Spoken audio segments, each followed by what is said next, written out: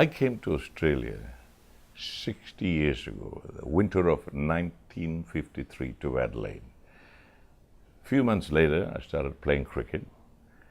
And 4 years later, in 1957, I had an unbelievable privilege of meeting the greatest cricketer of them all, Sir Donald Bradman, at the Kensington Cricket Club. I remember it for two reasons. First, of course, meeting the great Sir Donald Bradman. The other, the unbelievable coincidence that I took a hat-trick with the first 3 balls of the season. What's ironical about it was that I didn't realize till 31 years later that Sir Donald Bradman and Jessie Bradman lived less than 500 yards away from the school that I went to, King's College. The second time I met him was 1988.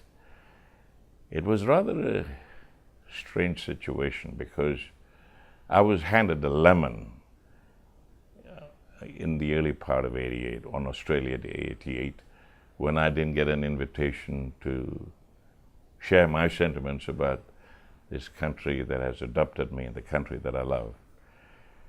And somehow, by an unbelievable set of circumstances, I met a man called Sir Eric Neil. He heard it, he loved the songs, he invited me to sing it to Prince Edward, which I did, just before the Brisbane Expo. The next day, I met his father, Prince Philip, and Sir Eric Neil. And the first thing Prince Philip said to me, he says, all night I've been hearing about FBAs and FTAs, and what is it all about? So I told him, FBA is about foreign-born Australians, and the song that I sang for Prince Edward was called My Home, dedicated to the fair dinkum Aussies. And you can imagine how I felt, having my ego crushed for about 6 months, and suddenly I felt 10 feet tall.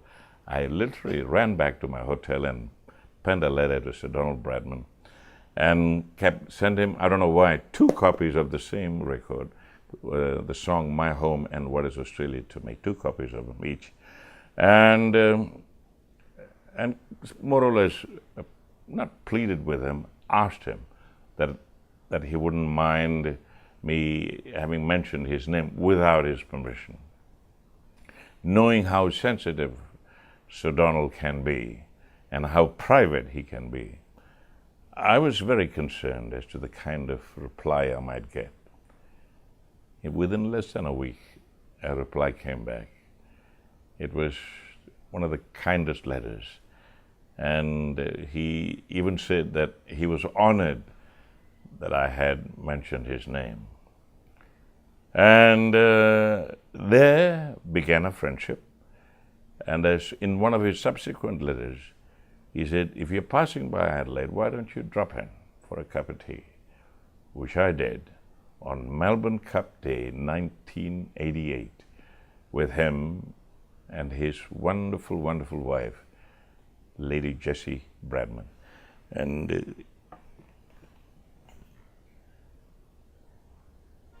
this is my home, this is my country, this is the land I've grown to love. My life began across the ocean, but I belong here